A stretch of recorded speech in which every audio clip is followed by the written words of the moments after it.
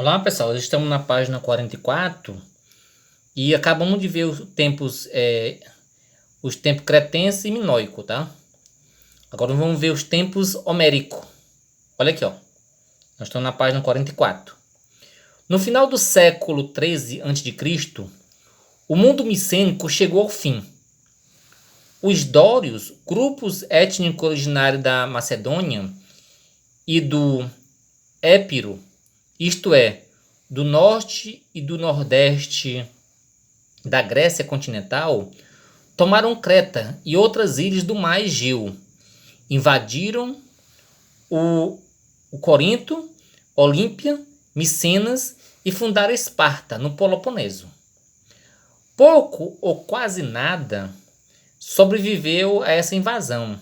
As cidades foram incendiadas e acabaram reduzidas à condição de aldeias.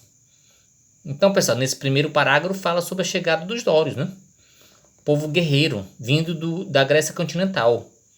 Então, o que eles traziam de novidade? Ok, ó. Eles traziam ferro.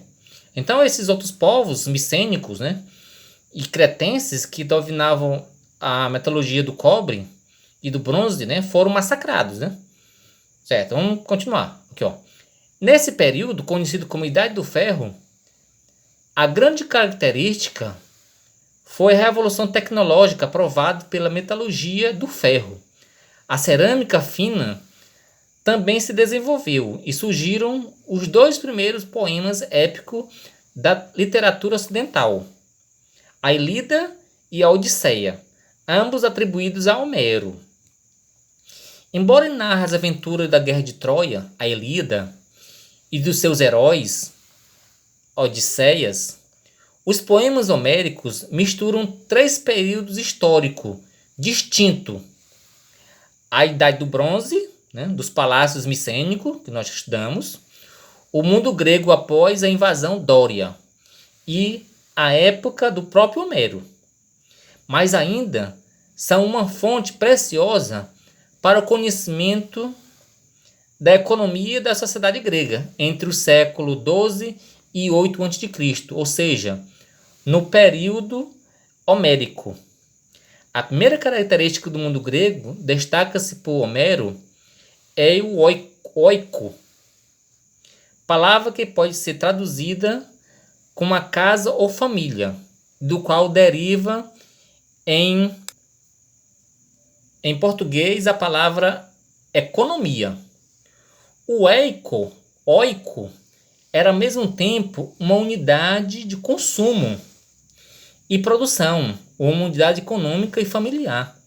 Era formado pela família do chefe, guerreiro, líder do grupo, por todos os servidores e escravos, e ainda pela terra, a casa, as ferramentas, o gado, as armas e tudo mais que garantia a sobrevivência do grupo. O trabalho era realizado pelos escravos, que eram comprados ou obtidos por meio de saques ou da pilhagem. Os chefes guerreiros costumavam se unir para assaltar os povoados litorâneos, roubar as mulheres e as crianças. O tratamento dado aos escravos era diferenciado. Uns usufruíam de privilégios porque eram leais ou executavam bons e bem determinadas tarefas. Outros eram tratados com desprezos. Apesar de privado de liberdade, os escravos privilegiados tinham melhor condição de vida do que muitos homens livres pobres. Os homens eram sem posses e sem nenhuma especialização, não tinham proteção de ninguém. No período homérico, a posição ocupada na hierarquia social não dependia da liberdade jurídica do indivíduo, mas de sua maior ou menor integração no oiko. Os chefes do oiko acumulavam o poder econômico e o político. Juntos formavam uma aristocracia fechada e reforçava sua união por meio de laços de parentesco, amizade e fidelidade. decidia o destino das comunidades nas assembleias, mas o povo limitava-se a aplaudir ou vaiar, pois não tinha o direito de propor ou votar em nenhuma decisão. Então, pessoal, esses oiko, né, eram grupos chefiados por um chefe guerreiro, tá? Eles integravam a sua família, escravos e outros criados, né? Então, uma unidade de produção, digamos assim. Tá certo? E aqui diz que a hierarquia social na época não se baseava em ser livre ou ser escravo.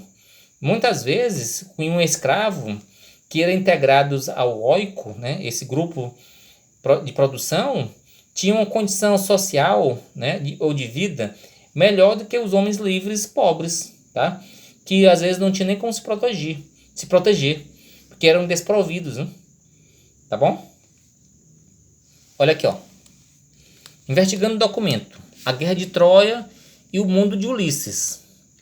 O poema épico Ilíada e Odisseia, atribuído a Homero, século 8 a.C., são as principais fontes escritas sobre o intervalo entre o século 12 e 8 a.C., chamado período homérico, tratando os costumes de forma de organização social dos povos gregos dessa época.